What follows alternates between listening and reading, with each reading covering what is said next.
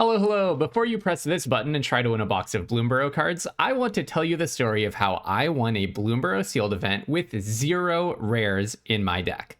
These were the days of the Arena Open, which was a 2-day event beginning with sealed on day 1. If you got 7 wins before your 3rd loss, you would qualify for day 2. On day 2, if you managed to get 8 wins across 2 drafts, then you won $2,000. So this was a high stakes event.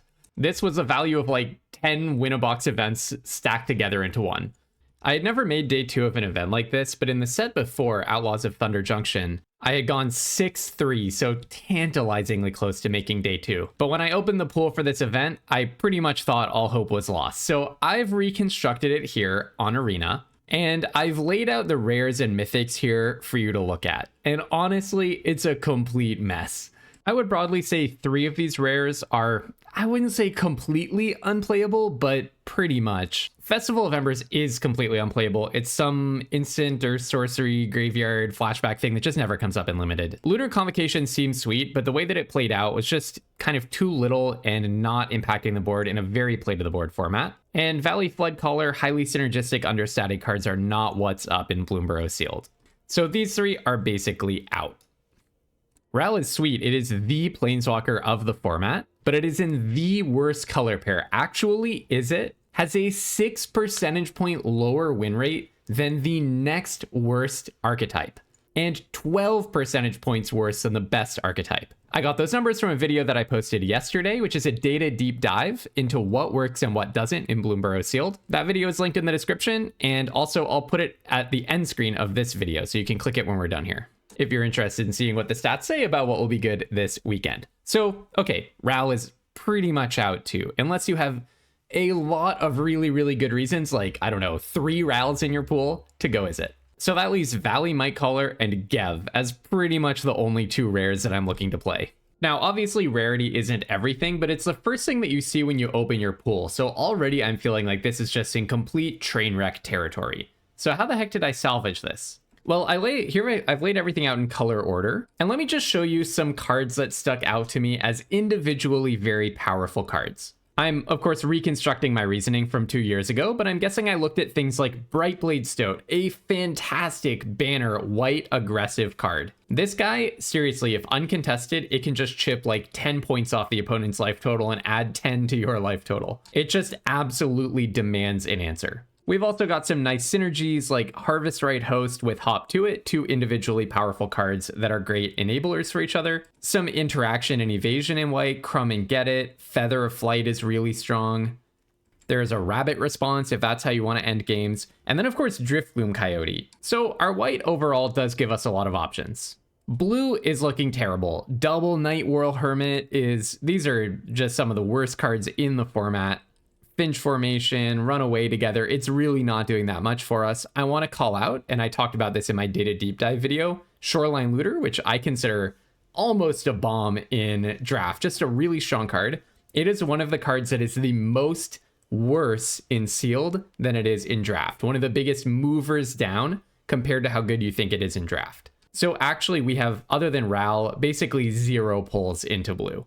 So I'm just going to sideboard that whole color right now. Now, there are some things to say for black. I mean, what this event taught me more than anything else, actually more than any other event I've ever played in my life, looking back on it from a distance of 2 years, this is the event that I still think about when I consider this truism in sealed, that if you don't have great rares, great bombs, individually super powerful cards, you might just want to draft a really streamlined aggro deck. Basically, the idea is if the game goes long, you don't have the power to keep up with people who are going to be in the 4-win, 5-win, 6-win brackets in an event like this. They're going to be good players with powerful bombs. So if you don't have those bombs, you should probably, in a lot of cases, just try to win games by default. Just play a really low curve, a really high creature count, put stats on the board, and see if maybe you can catch your opponents before their superior cards hit the battlefield. So with that in mind, black has some things going for it, right? You've got 3 1-drops, several 2-drops, and you have removal. You've got Nocturnal Hunger and, importantly, Savor, which is one of the absolute best commons in this format. I actually think it literally is the best common in the format. You could maybe say the same thing for red. Double Blacksmith's Talent, Brazen Collector. You've got a 2-power First Striker, some 2/2s for 2, Agate Assault. There's stuff going on there. Green maybe less so though. Are you going to win games by being the first person to play a Sunshower Druid? Valley Might Color, if you can get it off, is pretty nice. Now, I actually don't remember why I ruled out green. In retrospect, it actually looks pretty good, but I think maybe I just didn't have enough cards. Like, literally, the number of cards is pretty small in green here. So maybe when I lined it up, it just didn't really hit playables. So anyways, here's the first deck that I tried out. And honestly, I think this was my first mistake. I started the event with this kind of clunky, kind of mid-rangey black-white deck. I think maybe I liked the evasion of the Moonrise Clerics and the Starlit Soothsayer and the Seedpod Squire and the Waxbane Witness, that kind of a thing. So bear with me, these are 2-year-old 17 lands logs. They're a little bit low resolution, but I'll make sure you know what all the cards do. And let me tell you how I got flattened game 1. So basically my opponent pulled ahead with a Seasoned Warren Guard, which I've put on the left there. When this creature attacks while you control a token, it gets +2/+0 until end of turn. And a Coruscation Mage, whenever you cast a non-creature spell, it deals 1 damage to each opponent. And then they did an Agate Assault, dealing 4 damage to my flyer that I played to kind of stabilize. Fast forward a few turns, and I managed to actually build up a bit of a board presence, and we're in a reasonably stable state. I only have 7 life, but my creatures can totally block theirs, and they've only got 1 card left in their hand.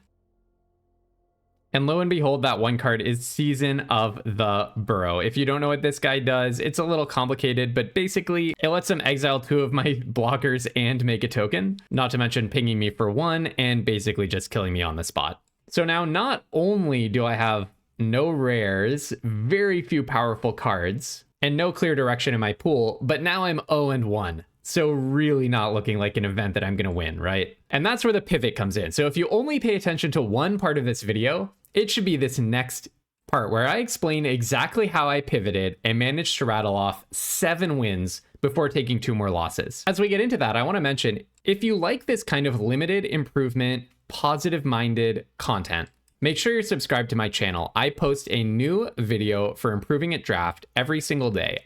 I love to do these kinds of data deep dives or post-event analyses, breakdowns of what went right, what went wrong, and how we can all do better next time. As I mentioned just yesterday, I posted a half-hour video where I do a really deep dive into the data on what works and what doesn't in Bloomburrow. I hope it's really helpful for anyone who wants to win a box in the Arena Direct, or just anyone who wants to be a little bit better at Limited tomorrow than you are today, while having a whole lot of fun along the way. And by the way, I do this very often for Arena Directs. When the Turtle Collector Booster Arena Direct happened, I did a very similar data deep dive, and I would say that is exactly what set me up for a successful run on the weekend. I posted 3 runs of the Arena Direct. I won a box, had 1 total whiff, and then I won another box. So that's 2 collector boosters out of 3 buy-ins. Obviously, it doesn't always go that well for me, but when I'm really on top of my data, I think that's when it goes well, right?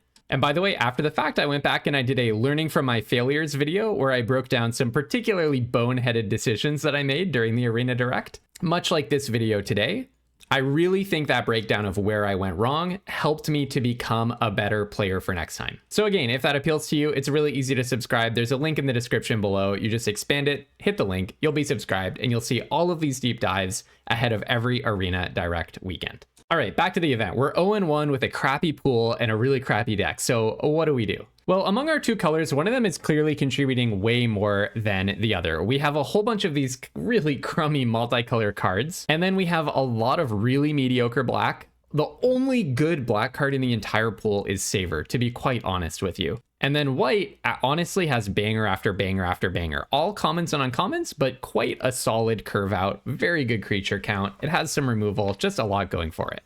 So what else can we pair white with? And that's when I came up with this build. As I recall, the moment when I realized just how good Boros is in my pool is when I observed one key synergy. And I still think this is so cool years later.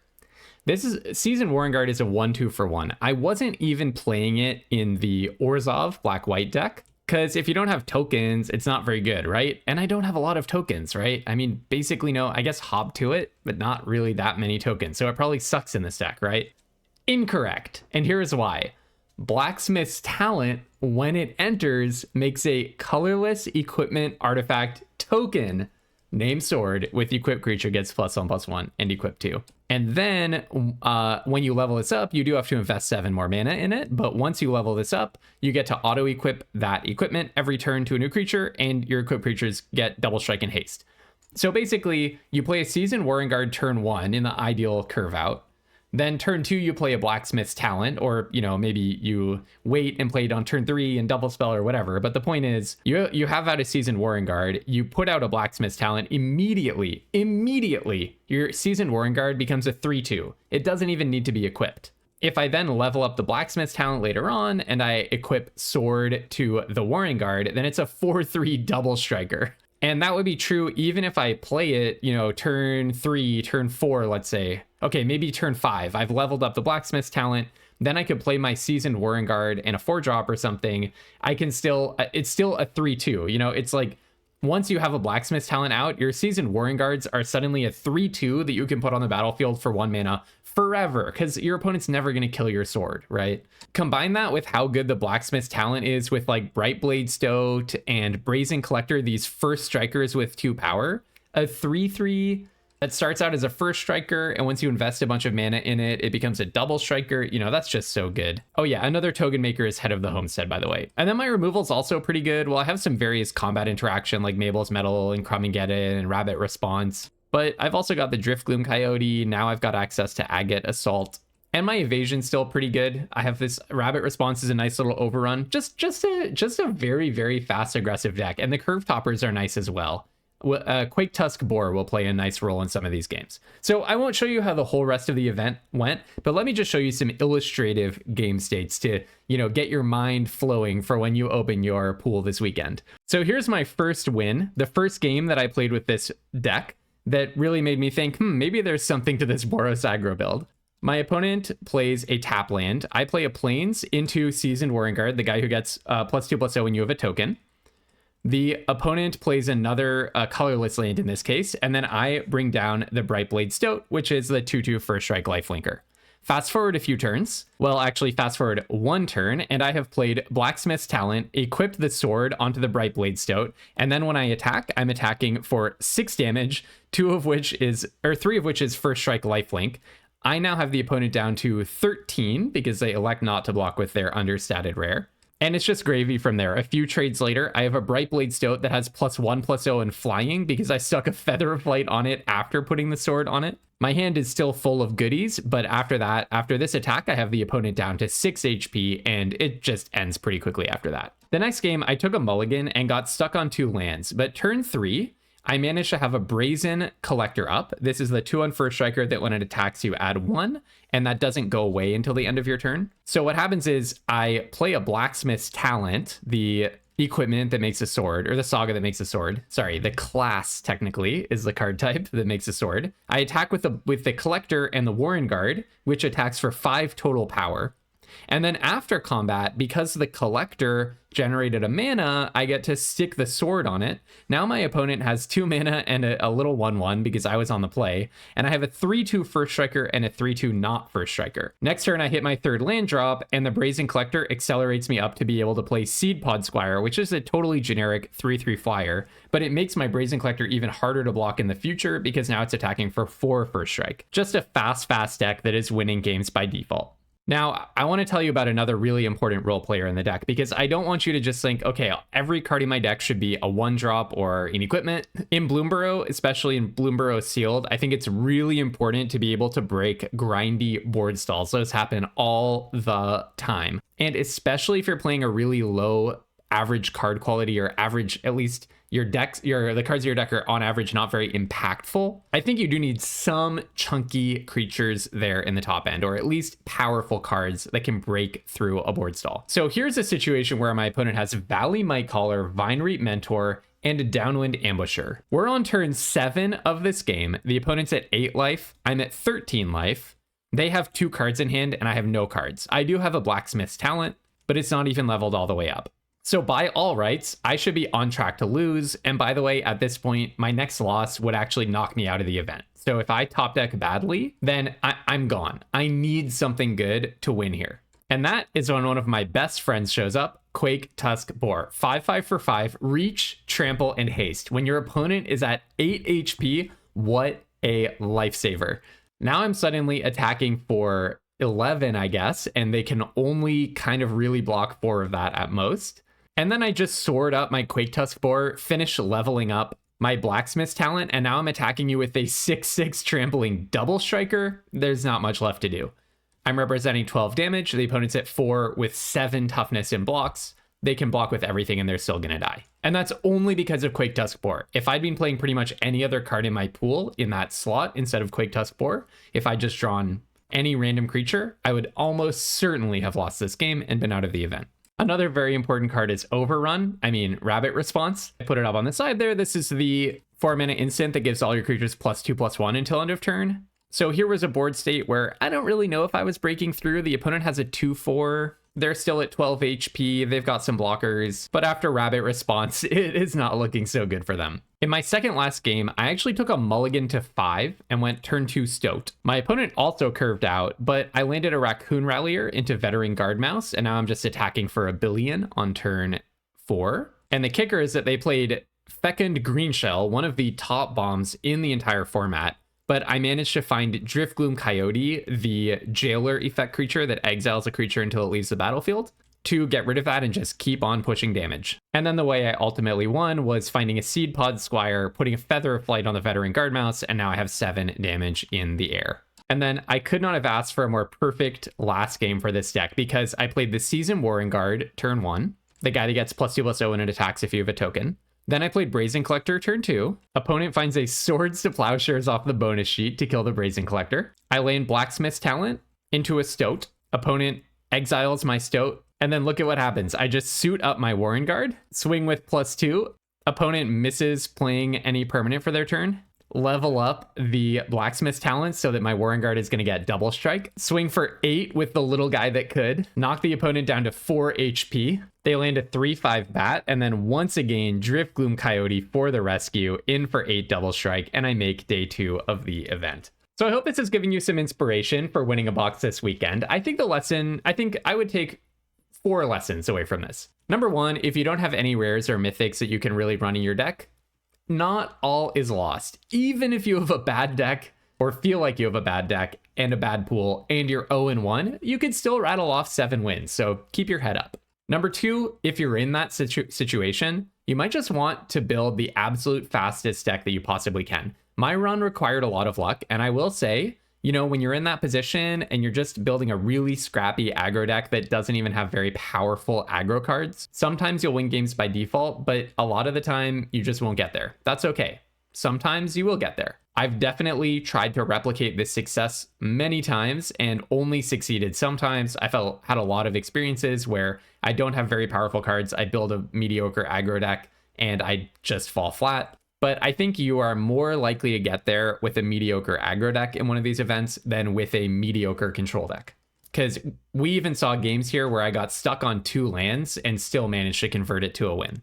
Number 3, if you don't have individually powerful cards and you're playing a highly aggressive curve, synergy still really matters. The synergy between the Warring Guard and the Blacksmith's Talent was absolutely crucial. If the Warring Guard had just been like a Ravine Raider, some pretty generic 1/1 for 1, it would not have gotten the job done. The point is the double Warring Guard, double Blacksmith's Talent formed a highly synergistic, aggressive core of the deck that set the tone for almost every single game I played in this event. My opponent suddenly had to figure out on turn 1 or turn 2, they had to figure out what they were going to do about 8 damage coming at them eventually. They could see it coming and they had to figure out how to get out of it. Even if those are not good cards in a vacuum, having 4 1-drops that go wonderfully together is a good start to a deck, even if that deck has no rares. Also, it's not a synergy that I had ever seen before the event, and I could have done better, by the way, by noticing that synergy before I dropped the game. I was in the wrong color pair. I believe the moment I noticed that synergy, I realized I should go Boros. So if you want to do even better than I did in this event, you should try to find those synergies proactively the moment that you open your pool. Don't just fall back on synergies that you already know. In fact, for a while after this event, I adopted an approach to sealed where I always look at the multiples of cards that I have to see if those go nicely together. Because if you have, I don't know, 3 of a crappy common and 2 of a crappy uncommon in your sealed pool, that's a big chunk of your card slots that you spent on those 5 cards. But if they happen to have a synergy that you would never really angle for in draft, that could just be a good enough synergy to win some sealed games. So a heuristic that I still sometimes use in sealed is if I have 2 and 2 of these 1-drops, I should at least think about whether they go well together. Okay, and then number 4 lesson, the top of the curve still mattered. Don't just play 1-drops and 2-drops. There were several games where I was going to peter out and just lose unless I had specifically Quake Tusk Boar to push damage or Driftgloom Coyote to remove a bomb or an important blocker. Even Head of the Homestead was essential in that Rabbit Response game. And let's not forget about Rabbit Response as a top-end threat. We even saw that Seed Pod Squire and Veteran Guard Mouse with a Feather of Flight on it were essential for pushing damage in the air in one of those games. So every single card in my top end earned its place by winning a game for me. Every single one of those cards. In Bloomburrow, you're going to hit board stalls no matter how aggressive your deck is, very likely. So you need to have something to break the stall. Okay, so that was my sealed experience. I made day 2. You might be wondering, how did the draft go for me? Did I make $2,000? And honestly, it's a bit of a sore topic. So I don't know what it was with me and not having rares, but I actually drafted a deck that did not have any rares as well. Maybe I was on like a no rares challenge that I've forgotten about. I wasn't. It's just like, I think I got pushed out of the lane that my rares were in. Like I opened some Keen-Eyed Curator into Vinerate Mentor, and then I just got kind of, knocked around. If you haven't played these events, by the way, these are not easy people to draft with. Like you sit down at this table and they are passing you like only the worst cards in the format after like pack 4, pack 5, or after like pick 4, 5, 6, 7. Every card that comes around to you is subpar, because when you have players who already qualified in a very hard event on day 1 and they're drafting with $2,000 on the line, all the good cards just come out of the packs, really fast. So I ended up in, I think, a very responsible, creature-based black-white interactive deck. I had a lot of solid commons and uncommons. Separating the creatures from the non-creatures, you can see it's a very creature-based deck. It has evasion. It has a pretty good amount of synergy, the Life Creed duo with the Starscape Cleric, with the Starseer Mentor. It has some high quality individual cards, Saver, Carrot Cake, Scales of Shale. These are some of the best commons in the format. Thoughtstalker Warlock, hop to it. Hazel's Nocturne is pretty good. And it just has a good curve. So I feel like this was a responsible draft. By the way, I have no idea why I have a Consumed by Greed cosmetic. I must have got that at Midweek Magic or something. But as I sneak previewed, look, hey, it was a responsible deck with a good curve that can go the distance, but at these tables, eventually when you get into good brackets, you end up facing really good players with really good decks. So match 1, the way to read this is match 1, I took down a Raccoons deck. These are best of 3 rounds. So I took down a Raccoons deck. That's a win. Match 2, I took down a Rabbits deck. That's another win. So that's really nice, right? Starting 2-0, you're trying to qualify for a second draft that day. The structure is if you win 3 matches before your second loss, then you get to go on to the next draft. It's a little complicated, but you can play up to 4, or you play 4 rounds in your first draft. If you win all 4, then you still have a loss to give for draft 2. Okay.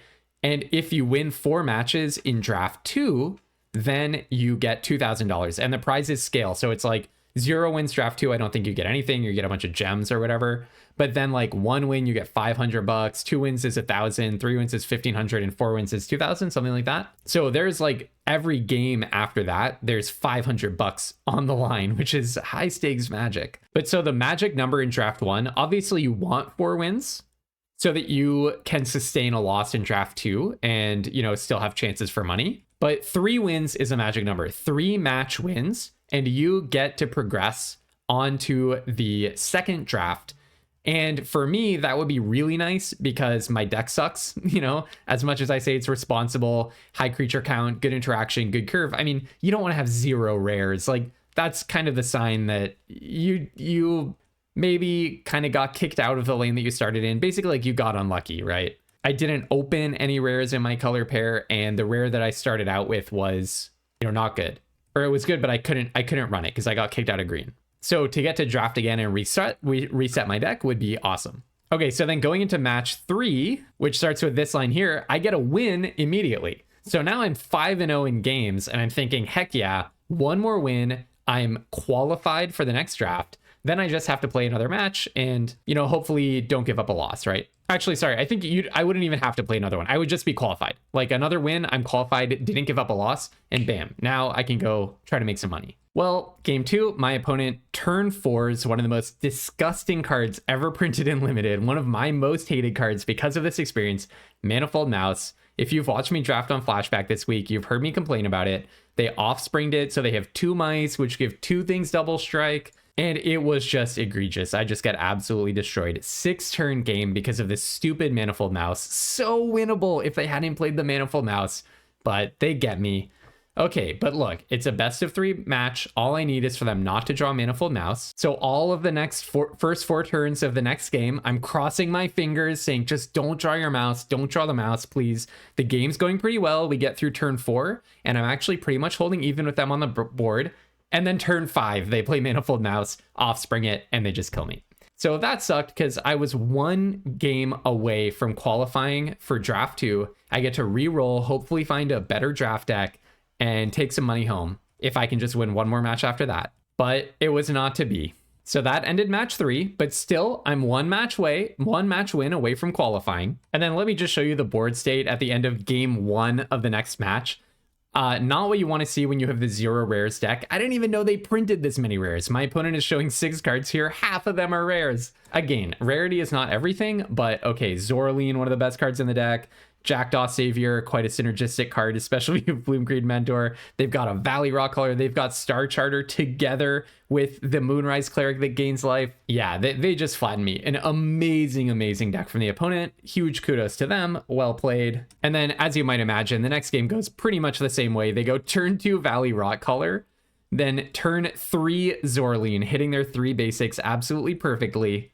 And then turn 4, Thoughtstalker Warlock, they fit a Bloomcreed Escort in there. They play some removal to get rid of my only creature. It was a bloodbath. So yeah, really painful to be 1 win away from qualifying for draft 2 with my really, just scrappy draft deck after such a scrappy sealed deck. But hey, that event was tons of fun. It really sticks out in my mind as just one of those really, really good days or a day and a half of competitive Magic where I learned a lot of lessons, and I still think back to this event all the time. So I really wanted to share it with you. If you enjoyed this video and you like this kind of a breakdown, absolutely make sure that you're subscribed to this channel. This is my bread and butter here. Yes, I do a new draft every single day, and I love to just have fun drafting, but I absolutely love to make time for this kind of deep dive and just share with you the lessons I've learned over the last few years of playing competitive Magic here and there. And especially when it comes to these win box weekends, we haven't seen this format in a long time.